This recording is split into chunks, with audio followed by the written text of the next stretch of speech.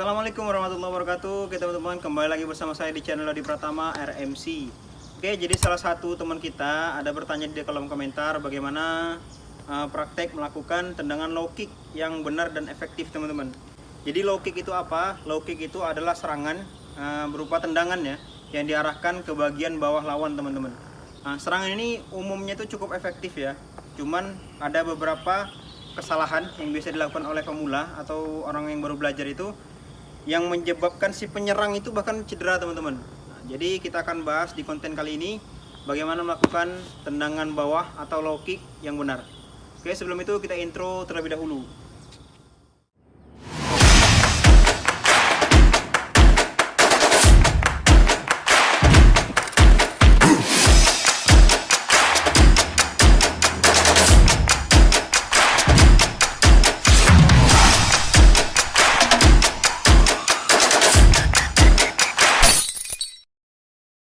Oke, jadi untuk melakukan tendangan kali ini kita lakukan serangan kosongnya dulu.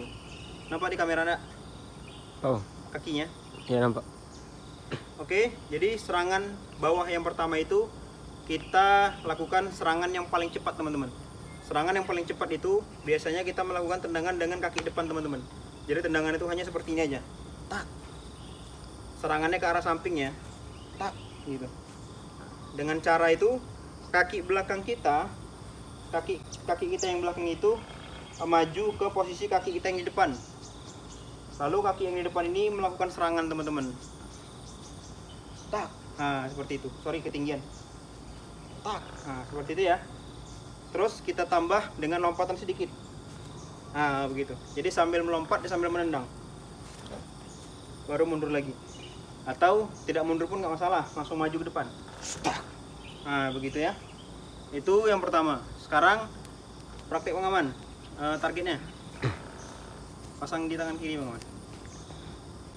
Oke. Sorry, Bang. Salah. Tangan kanan tadi, sorry.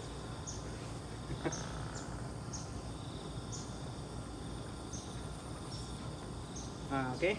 Bawah lagi, Bang, ya. Oke, sekarang kita praktekkan ya serangannya tadi. Jadi posisi kita pasang, kaki kiri kita itu kaki belakang kita, sorry, kaki belakang kita itu maju ke posisi kaki yang di depan, teman-teman. Kaki depan menyerang. Kita tambah lompatannya. Begitu ya. Itu serangan pertama, sekali lagi.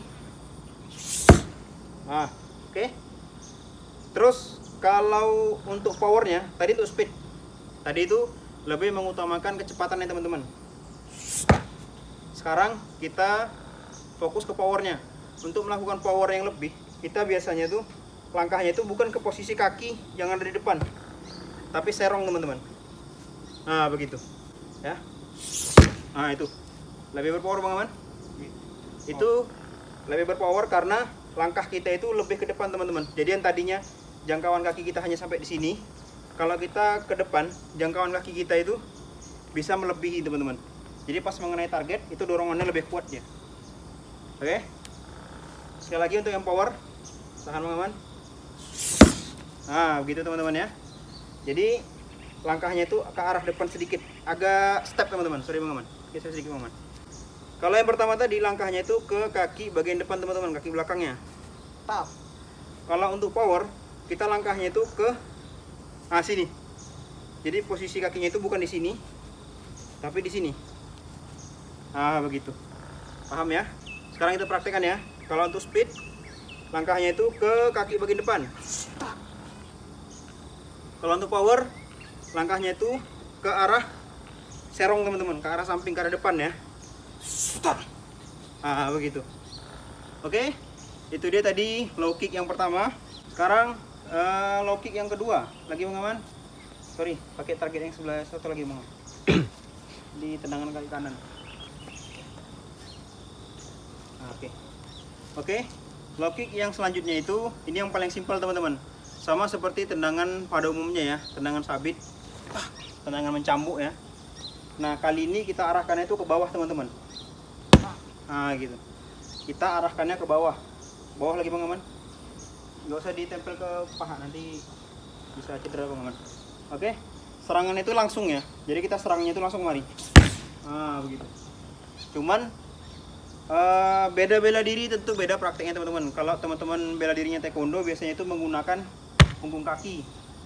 Tapi kalau teman-teman bela dirinya seperti Muay Thai itu menggunakannya itu tulang kering teman-teman. Nah gitu, agak maju dikit. Menggunakan tulang kering. Nah begitu ya. Itu beda-beda tentunya.